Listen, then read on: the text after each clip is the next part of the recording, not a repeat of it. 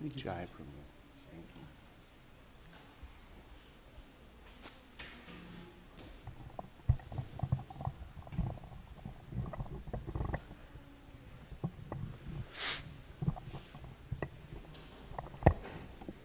Hare Krishna. Welcome everybody to morning Srimad Bhagavatam class at Shri Radha Kalashandi Dham. My name is Nanda Braja Das. I want to welcome so many guests here. Thank you so much for everyone coming. And just want to let you know that you might see a few things a little bit different around the temple, like what's with this get up? Well, at Radha Kalashandi Dham here we have a project that we started in the beginning of the year called Krishna House. You may have heard of this program in Gainesville. Very, very successful program, making many devotees over the last 10 years. I believe the number's over 350 devotees have come through Gainesville and trained up, mostly being Westerners. So we picked up this program. And so you'll see some of the adjustments made to the idea of what's best for a newcomer, what's best for somebody's point of view of who's coming from a Western background possibly, and experiencing Krishna consciousness for the first time. And the question might come sometimes is like, well, what about the senior devotees? Yes, devotee care is so important. We want to see everybody taken care of. The one thing we found though is very interesting that this is part of devotee care in the sense that when a new bhakta or bhaktin comes into the temple, we've experienced this thing called bhakta bliss, right? You guys heard of this bhakta bliss? Well, the thing about bhakta bliss is it's like a father who has a child who wants to live vicariously through their child. So they're trying to help them become a baseball player or a doctor or this or that. Well, us as devotees, we get this very fortunate thing that we get to live vicariously through the new bhakta. So their new bhakta bliss, we actually get to experience it too. So this is part of the devotee care that we perform here at Radha Kalashandi Dham. So I guess what I'm asking too is if you could be a little patient in some of those things that are different. For instance, our curriculum right here, we're going to go over quite a few verses, the translations, and then we're going to go back and really focus on a few themes through it. So can I get some cartels, please, Prabhu?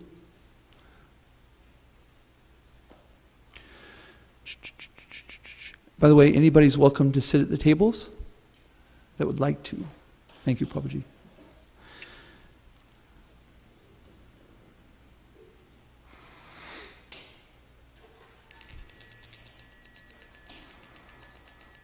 Jaya Radha Madhava Kunja Bihari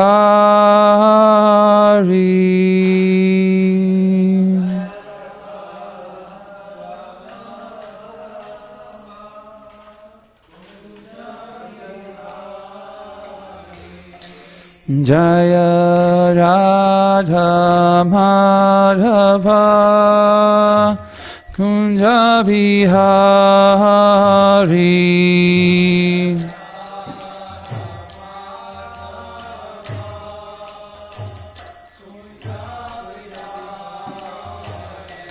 Jaya Gopi Janavadhava Girivaradari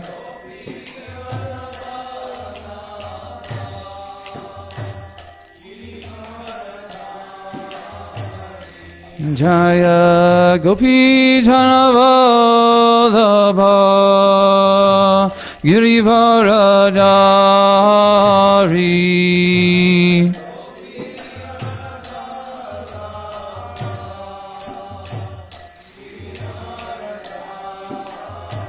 Yashoda Nandana Brajajana Ranjana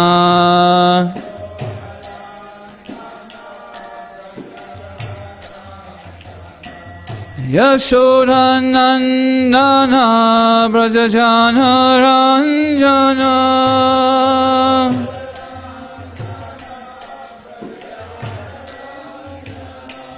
Yamuna Tira Vanachari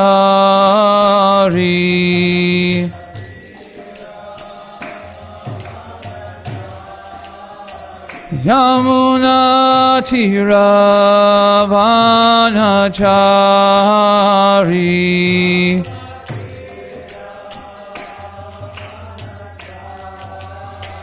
Jaya Radha Madhava Kunda Bihari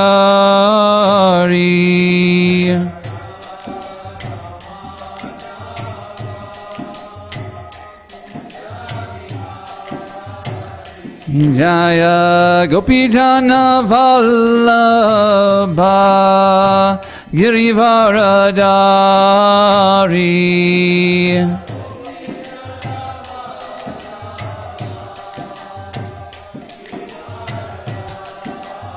Yashodanandana Braja Jana Ranjana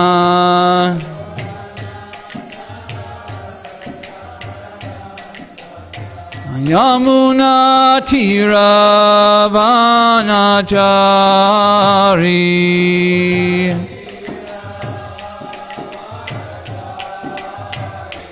Jaya Radha Madhava Kunda Bihari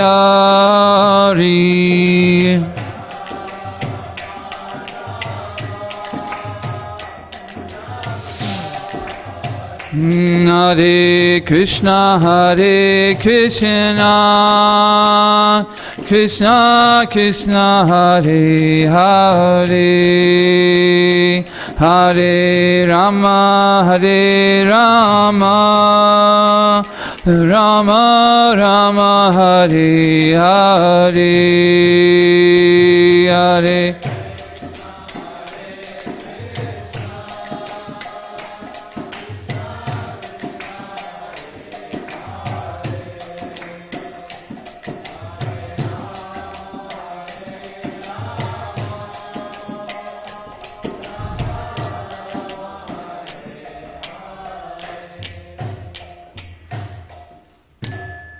Shri Shri Radha Madhava ki jai.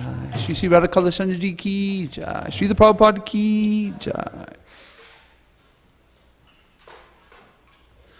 Om Namo Bhagavate Vasudevaya.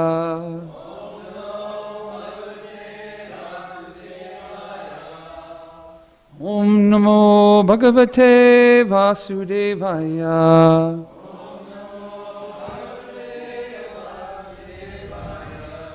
Om Namo Bhagavate Vasudevaya.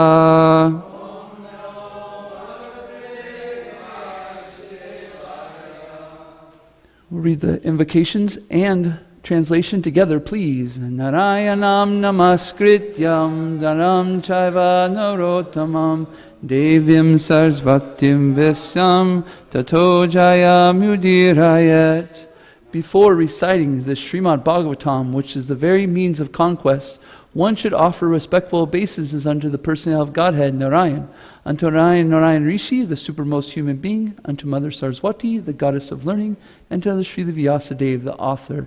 Nasta prayasa abreshu nityam bhagavata sevaya bhagavati utamasloke bhaktir bhavati naistaki. By regular attendance in classes on the Bhagavatam and by rendering of service to the pure devotee, all that is troublesome to the heart is almost completely destroyed, and the loving service unto the personality of Godhead, who is praised with transcendental songs, is established as an irrevocable fact. Om Gyantimarandasya Gananjana Shalakaya Chakshuran Mityam Yena Chasmai Shri Guruve Namaha. I was born in the darkness of ignorance, and my spiritual master opened my eyes with the torchlight of knowledge. I offer my respectful obeisances unto him. So we're reading from Srimad Bhagavatam, chapter 12. We started at the beginning of the chapter, and now we'll, the first half, and now we'll be going to basically the second half.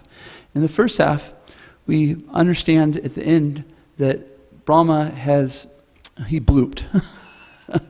He's gotten attracted to one of his daughters that he created. He having these lusty desires towards her. And then the sages are saying, look, Brahma, you can't do this. This is not okay. And so at the very end, Brahma understands and repents for, he's ashamed of his activities. So we start off at 33. If we could pull up text 33. And then what we'll do first is we'll read the translations, and then we'll come back to text 34, please. Do we have a mic? I'll start, and then when we get a mic, we'll pass it along. Text 33. The father of all the Prajapatis, Brahma, this seeing all his Prajapati sons speaking in that way, became very much ashamed, and at once gave up the body he had accepted. Later that body appeared in all directions as a dangerous fog in the darkness. 34. Once upon a time, when Brahma was thinking of how to create the worlds as in the past millennium, the 4 Vedas, which contain all varieties of knowledge, became manifested from his 4 mouths. The 4 kinds of paraphernalia for conducting the fire sacrifice became manifest: the performance, the chanter, the offer, the fire, and the action performed in terms of the supplementary Vedas.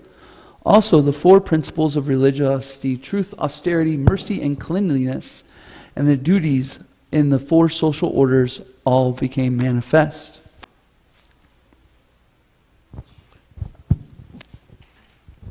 Vidura said, O great sage, whose only wealth is penance, kindly explain to me how and with whose help Brahma established the Vedic knowledge which emanated from his mouth.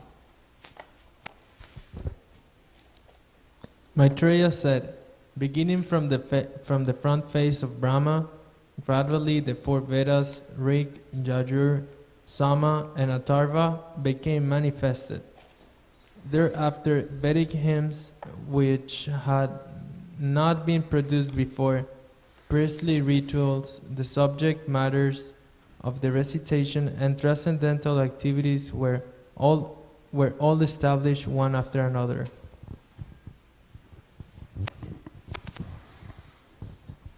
He also created the medical science, military art, musical art, and architectural science, all from the Vedas. They all emanated one after another, beginning from the front face.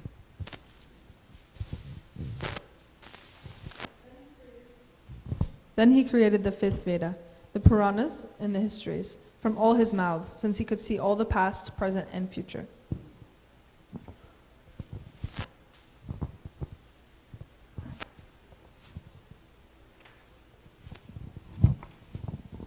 All the different varieties of fire sacrifices, Shodashi, Ukta, Purishi, Agni-Yustama, Aptoryama, Atiratra, Vajapeya, and Goshava became manifested from the eastern mouth of Brahma.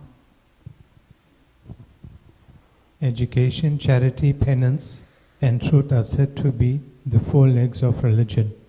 And to learn this, there are 4 orders of life with different classifications of castes according to vocation.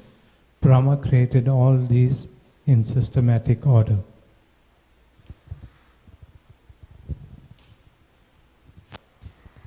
Then the thread ceremony for the twice-born was inaugurated, as were the rules to be followed for at least 1 year after acceptance of the Vedas. Rules for observing complete abstinence from sex life, vocations in terms of Vedic injunctions, various professional duties in household life, and the method of maintaining a livelihood without anyone's cooperation by picking up rejected grains.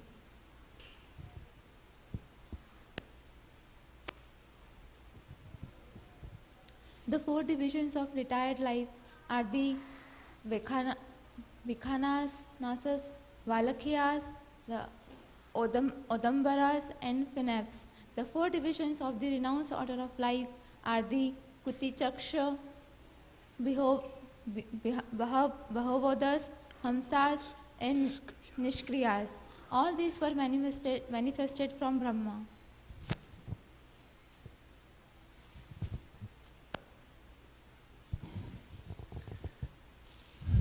The science of logical argument, the Vedic goals of life, and also law and order, moral codes, and the celebrated hymns, Bu, Buva, and Sva, Ha, all became manifested from the mouths of Brahma. Can you skip to 48? Skip to 48. And the pranava, Omkara, was manifested from his heart. Skip to 48 here.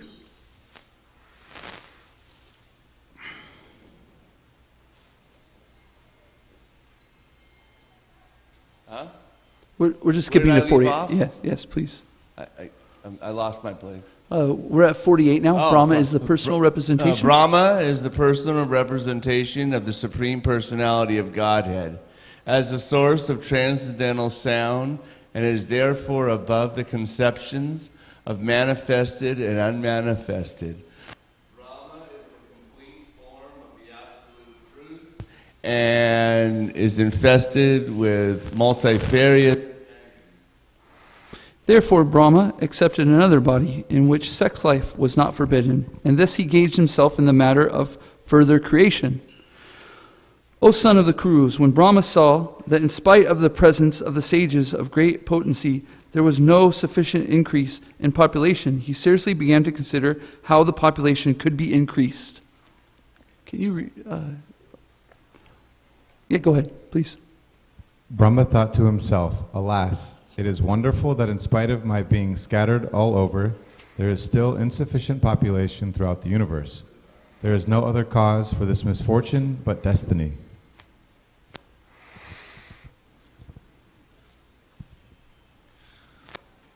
While he was thus absorbed in contemplation and was observing the supernatural power, two other forms generated from his body are still celebrated as the body of Brahma. The two newly separated bodies united together in a sexual relationship. Out of them, the one who had the male form became known as the Manu, named Svayambhuva, and the woman became known as Satarupa, the queen of the great soul Manu. Thereafter, by sex indulgence, they gradually increased generations of population one after another. Go ahead, read the next one, please. O son of Bharata, in due course of time, he, Manu, begot in Satarupa 5 children, 2 sons, Priyavrata and Uttanapada, and 3 daughters, Akuti, Devahuti, and Prashuti. The father Manu handed over his first daughter, Akuti, to the sage Ruchi, and the middle daughter, Devahuti, to the sage Kardama, and to the youngest, Prasuti, to Daksha. For them, all the world filled with population. Okay, if we can go back to 34, please. I'm going rogue here.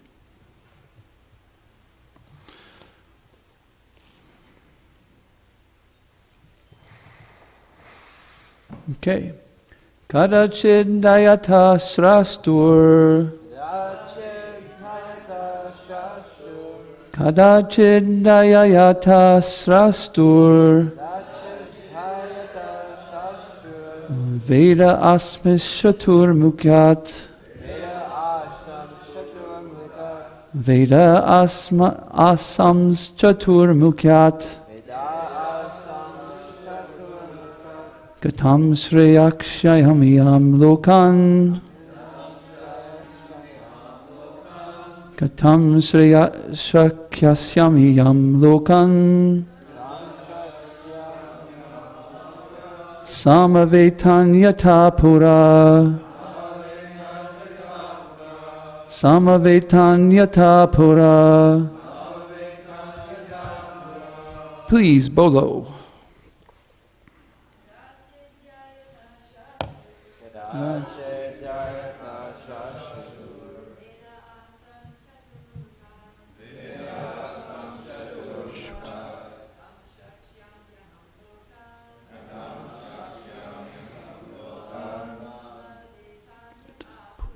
Samavetanyata pura. Kadachidayata srastur.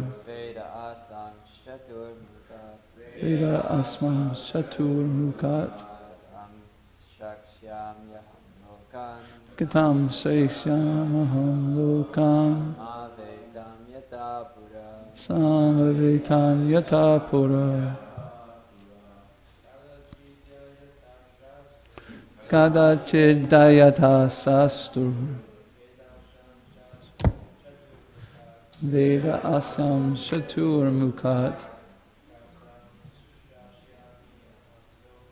katam saisyamaham lokam samavetan yata pura. Synonyms, please. Together, kadich, once upon a time, dayataha, while contemplating, strastu, a Brahma, Vedaha, the Vedic literature, asan, became manifested, chatu mukat, from the 4 mounts, vasam shrikasami, whom shall I create, aham, myself, lokan, all these worlds, samavetan, assembled, yata, as they were, pura, in the past. Somebody please would read the translation and purport. Whoever's the mic. Once upon a time, when Brahma was thinking of how to create the worlds, as in the past millennium, the 4 Vedas, which contain all varieties of knowledge, became manifested from his 4 mouths.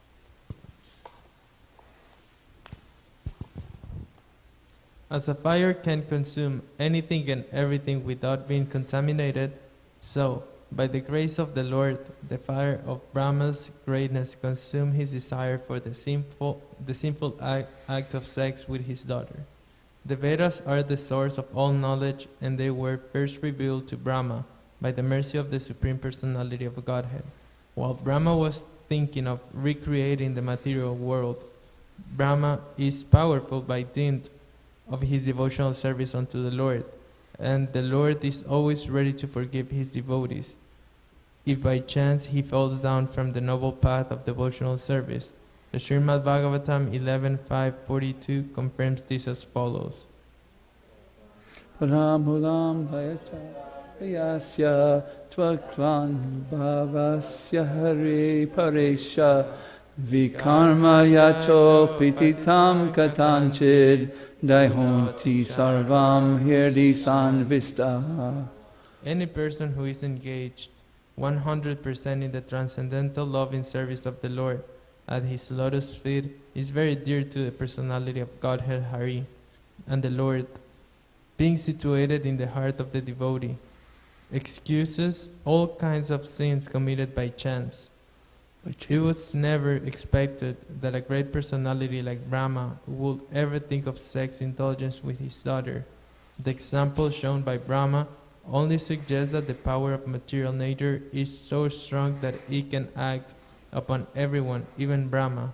Brahma was saved by the mercy of the Lord with a little punishment, but by the grace of the Lord he did not lose his prestige as a great Brahma.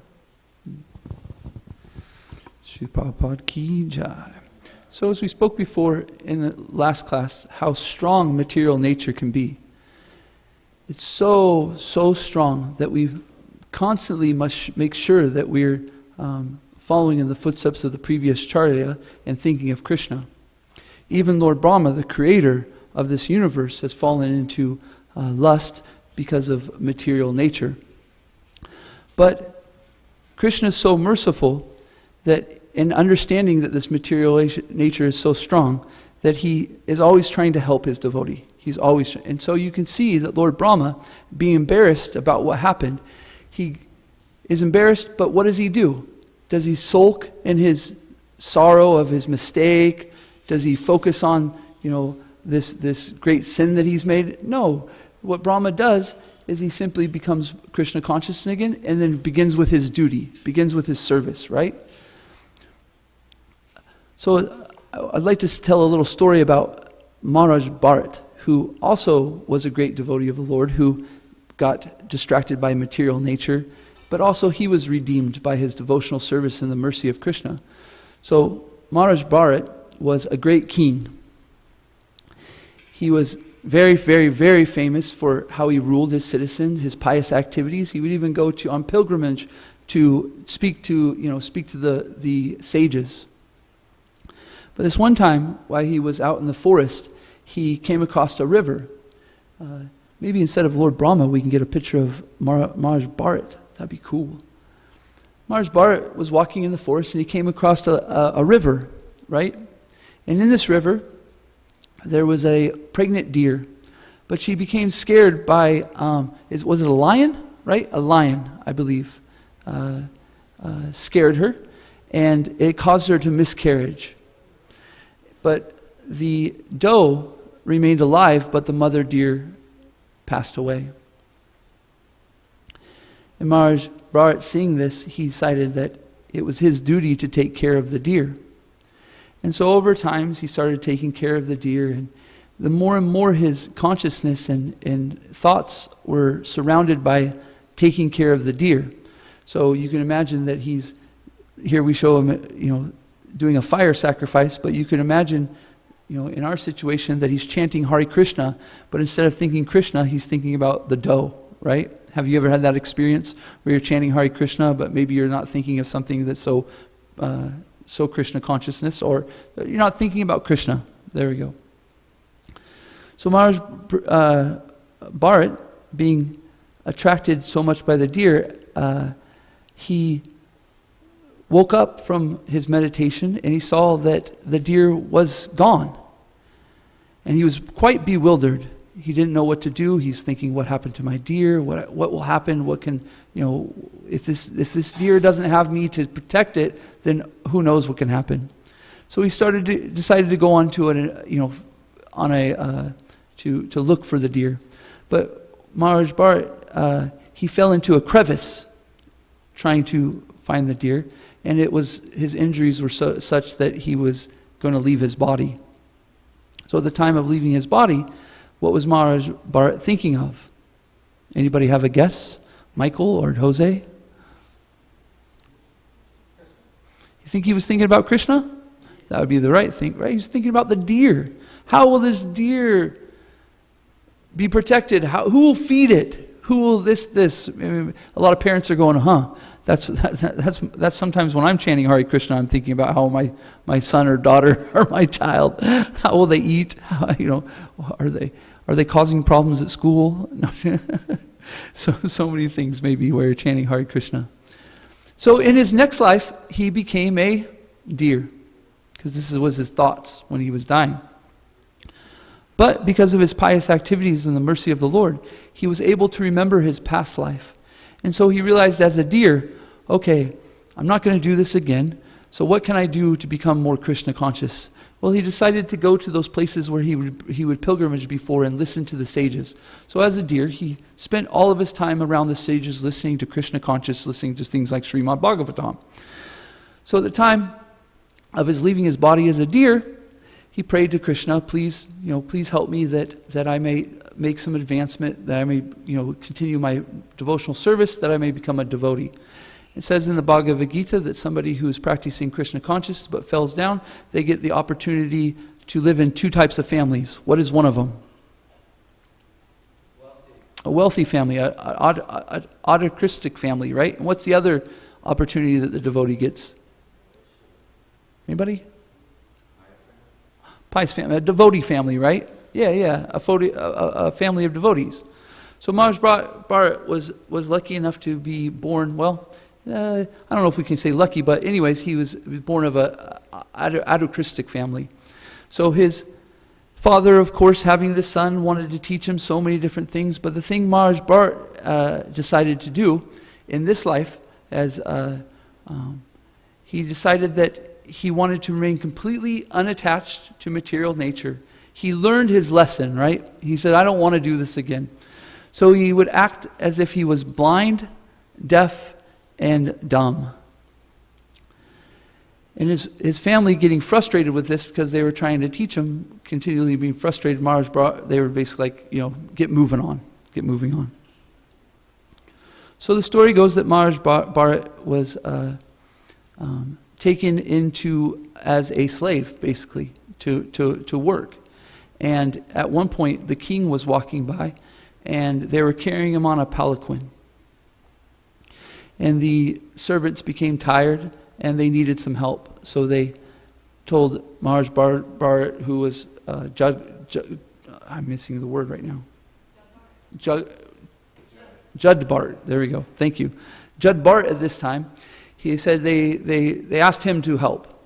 But the thing is that when Judd Bart was walking the palanquin, he was going back and forth, shaking the palanquin. It was going up and down. It wasn't a very smooth ride. And the king was wanting to know what was going on. He didn't understand what is so hard about this? Are you stupid? Well, he's deaf, blind, and showing dumb. So can anybody guess the reason of why Maharaj Bharat was so shaky in his carrying of the palanquin? There were ants, right? So he didn't want to walk on the ants. And so they tried to correct him. There's little ants right there.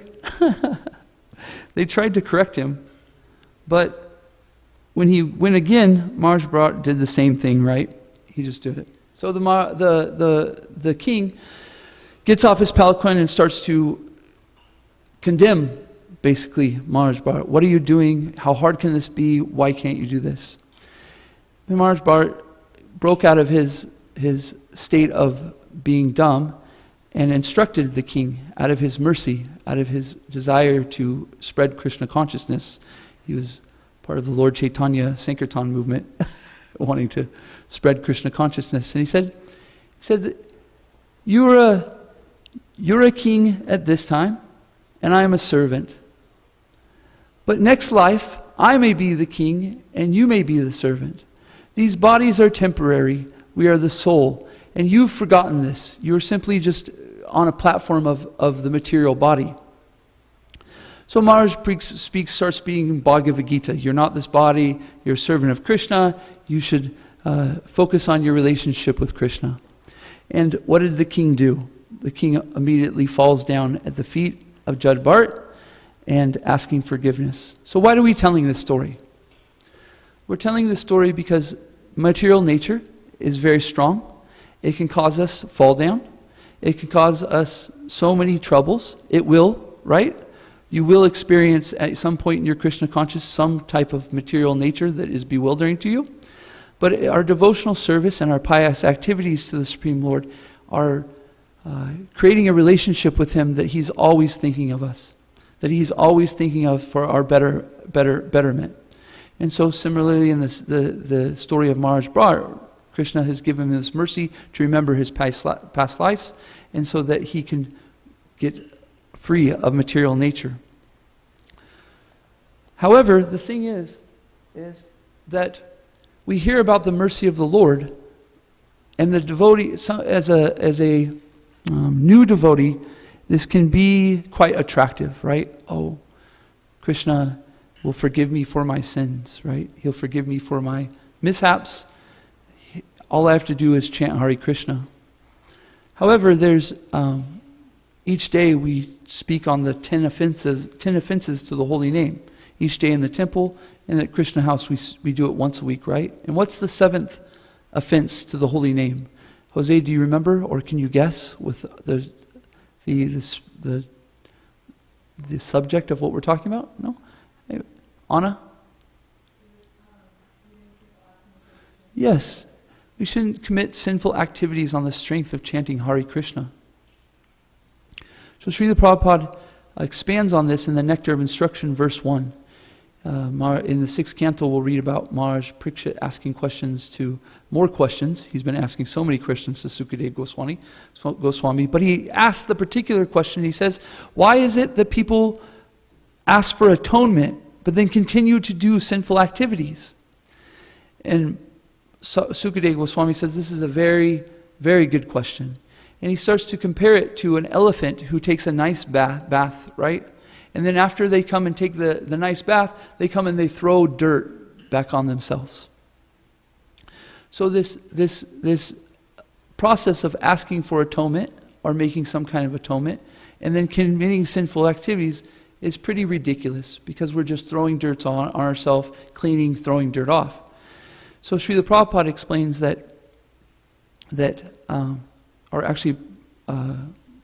Sukadeva Goswami and Srila Prabhupada in the next verse explain that real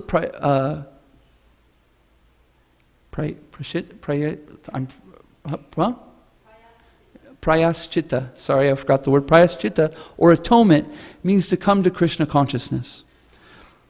So Srila Prabhupada is explaining that he explains the different intelligence of people, right? There's three different kinds of intelligence. First, somebody needs to,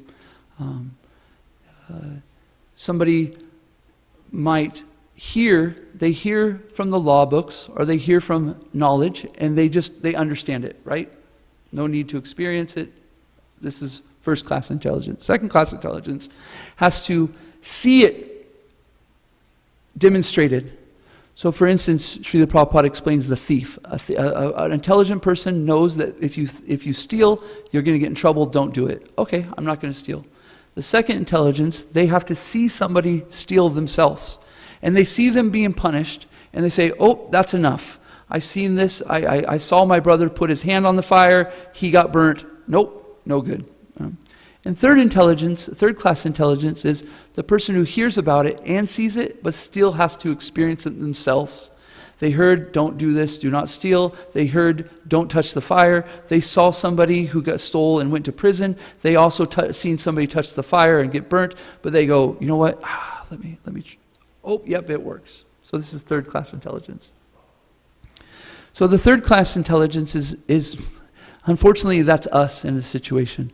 Because why? Because we keep on trying to abstract happiness through material nature, and we keep getting burnt, and we keep getting burnt, and we keep getting burnt.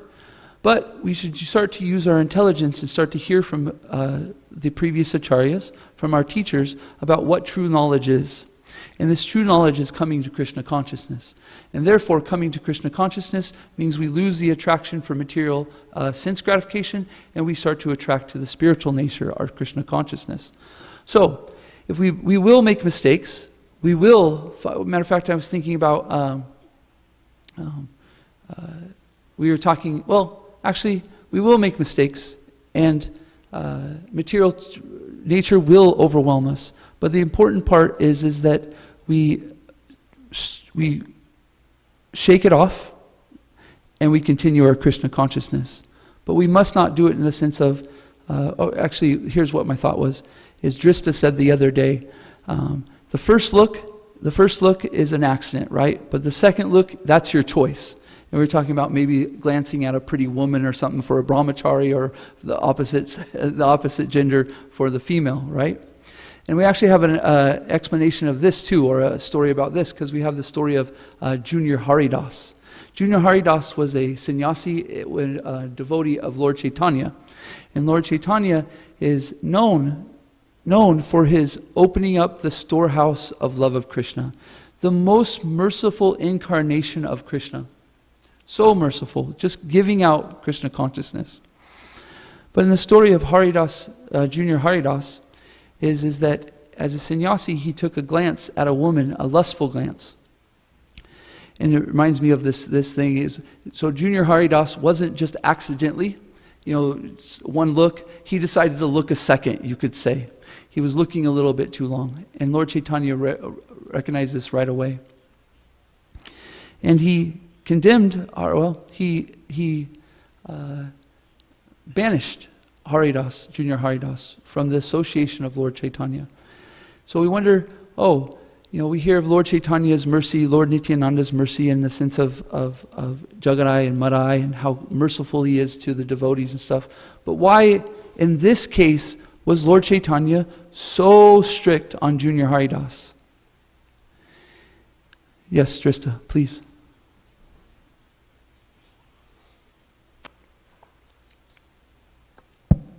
I remember reading that he was so strict because his special mercy on those close to him is how strict he is. But then also, as Lord Chaitanya is establishing this Krishna consciousness movement, he leaves no room for any deviant philosophies. Mm-hmm. So the slightest trace of some, like Sahajism or something, he completely was very strong against it, because he knew that in the future, someone could say, oh, Lord Chaitanya permitted this, why can't we do it now? But actually, Lord Chaitanya was very strong. Very good point. Some might call this hypocrisy. Lord Chaitanya does not... do you have some? Yeah. I was going to say that Lord Chaitanya was especially heavy with Junior Haridas because he was a sannyasi. Yes. If he had been, a grihastha or brahmachari or, would have been probably a little more tolerable, but because sannyasis are the leaders of society, and so, if you have a sannyasi who's acting improperly, then it's a big problem. It affects all the other members of society.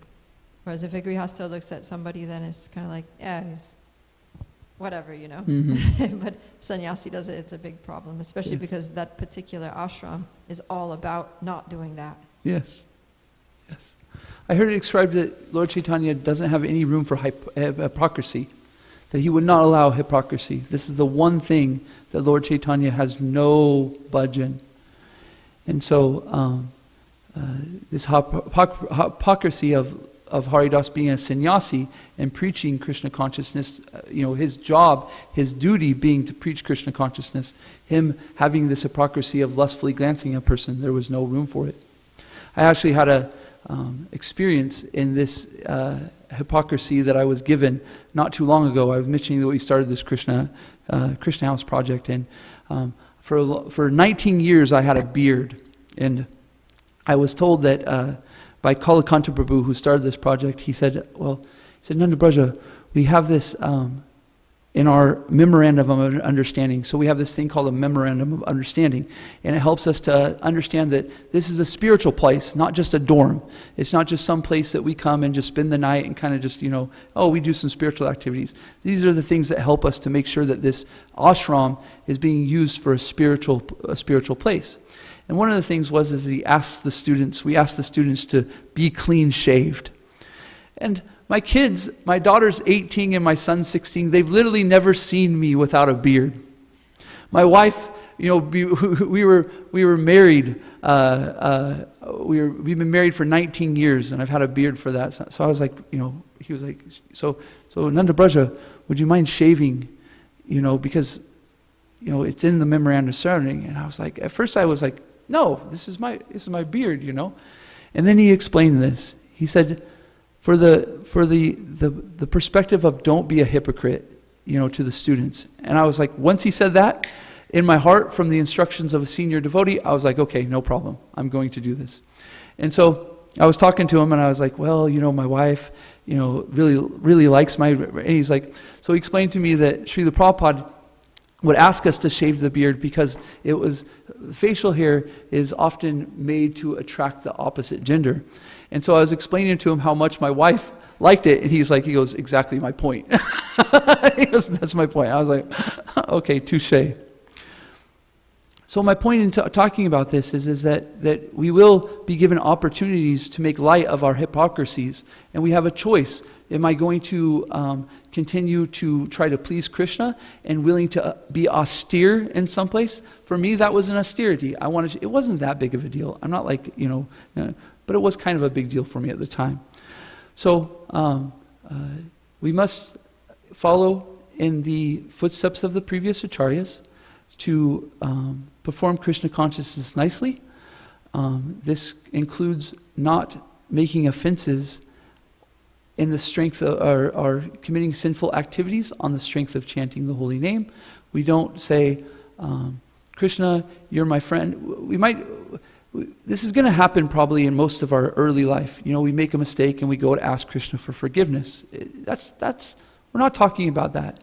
We're talking about the sense of you have a father or a best friend and you got ripped off by some guy I got this land in Bermuda, come buy it. And you're like, oh yeah, here's $10,000.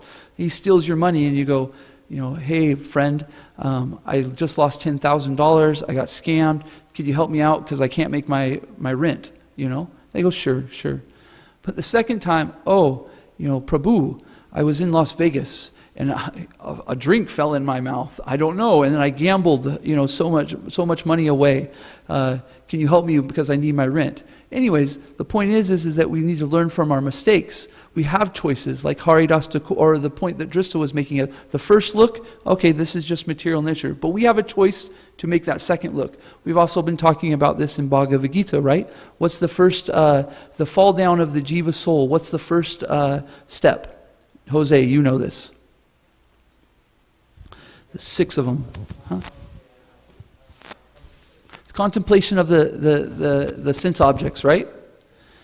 Contemplation of the 6. What's the second one? This is going to be on our test. We're doing Bhakti Shastri through Krishna House, and this is going to be on our test. So I'm helping Jose a little bit here. Attachment. Attachment, right? And then after attachment? And lust. Once lust happens, we won't go through the rest of them, but once lust happens, what's going on? Anger. We're spiraling out of control. Once lust hits, it's like, But when we, in the first 2 steps, we have a chance to use our intelligence to get back on track, right? So we want to strengthen our intelligence, strengthen our knowledge, so that when these situations happen, we can readjust and remember what is our purpose in life, what's our north, what's our true north, what's our goal in life, what's important to me. And we can say, this is not so good for my Krishna consciousness, and this is, therefore I'm going to go this way. And this is the education process that we're going through in brahmachari life or through Krishna consciousness, is how to increase and purify our intelligence to understand that our ultimate goal in life is Krishna consciousness. I'm running late here. I apologize. We started a little bit late, so I'm going to take a little bit extra time. Is there any questions, comments, thoughts, please? Jose. I don't know how to put this question together, but it's a situation where one is not Krishna conscious. He is addicted to many things. And he becomes, he starts coming to the temple, he starts reading, he starts chanting, he gets more and more familiar with Krishna consciousness, and then, so he's fighting his feelings of like going back to addiction. And he's doing well, and then all of a sudden he goes back to it. And then he fights it again, and he comes back to Krishna consciousness. And then he stands out for a year, and then he comes back to it. And then, because of like physical need and psychological unbalances, so what's the point of view of that? Well, Krishna says there's no loss or diminution in this process. So any advancement in Krishna consciousness is never lost. Matter of fact, when we start back up with the process, we start just where we ended. Material nature is tough. It will shake us. The wonderful thing about Krishna consciousness is that when material nature kicks our butt, it's a learning process. Maya is actually a very nice devotee of the Lord. She's doing a wonderful service to us. It might be hard to see it as a tough, you might have a coach that's really tough on you, making you run, making you get in shape so that you can play the ball game. So similarly, they're doing that for your benefit, right? So Maya is actually doing this for our benefit, so that we keep on hitting our head against this wall, and eventually go, this isn't for me. So sometimes these things happen where people might go away from Krishna consciousness for some time. But the wonderful thing about it is that Krishna is so merciful. When they decide to start up, they actually use that experience as a learning, oh, I did that, and I can see it wasn't for me. I picked this back up, and I can see my happiness start to increase. I can see the peace in my life. Anyways, you start to see that Krishna's reciprocation in your life. So this is Krishna as a person, his mercy. Yes, he lets us, if we decide to turn our back on him, he will let us go. But when we turn and face him, he'll be using these opportunities as a learning example. As long as we try to, the secret ingredient is sincerity. This is the main part, is that somebody, when they're coming to Krishna consciousness, they have a sincere desire to try to understand Krishna and Srila Prabhupada. And this is very helpful. Matter of fact, you can look at it like this, like the teacher, their favorite student might be that person that is taking a test and taking a test and and they're failing and they're failing and failing and failing, and they get up and they try harder and they try harder. Talk to a teacher. They'll tell you how much they love that student. I don't care that they got a D. You know what? That person gets back up and they try hard and hard. Okay, but there's the other person who has all the ability in the world and they just don't use it. They go and they just, get a B or a C or this or that. The teacher, I'm not saying that they don't like that person, but it's not so attractive, right? So similarly, our sincerity, and that when we come back to Krishna consciousness, this is what Krishna's looking at, and he's appreciating, and he loves us for it. He loves us for getting back on the horse and riding. Any other comments on that point? How is that? Is that okay? So it's not exactly the seven sinful. It's not exactly like I go back to Maya or sinful activities because I trust that Krishna will take me out of, forgive me. So it's more like an accident. That it's not a question, I just... Yes, accident fall down happens. Like in Judd Bart, he was very pious, very, very pious, ruled the world very nicely. But he became attracted to this dough, and out of compassion, right? Similarly, Arjuna is on the battlefield, and he speaks so many wonderful reasons why not to fight, right? And it's due out of his compassionate nature as a devotee. But Krishna straightens him up because he inquires from the spiritual master about what to do, and Krishna straightens Arjuna up and says, boom, boom, boom, speaks Bhagavad Gita. So similarly, this is a point that we really need to have those shiksha gurus and those spiritual masters that can help us through these problems, because we will become distraught in the face of material nature, and it's really most beneficial to read from Srila Prabhupada's books and inquire about what to do, because those people can help straighten us back up so we don't fall too far. Is that okay? Anybody else have any comments on that? Would like to? No? Okay, I've gone 10 minutes over. Apologize. Srimad Bhagavatam ki jai. Srila Prabhupada ki jai. Gaura Pramanande. Vanchikalpatrubhyascha kripa sindhubhyeva cha patitanam panebhyo Vaishnavebhyo namo namaha. Antikoti Vaishnava Vrinda ki jai.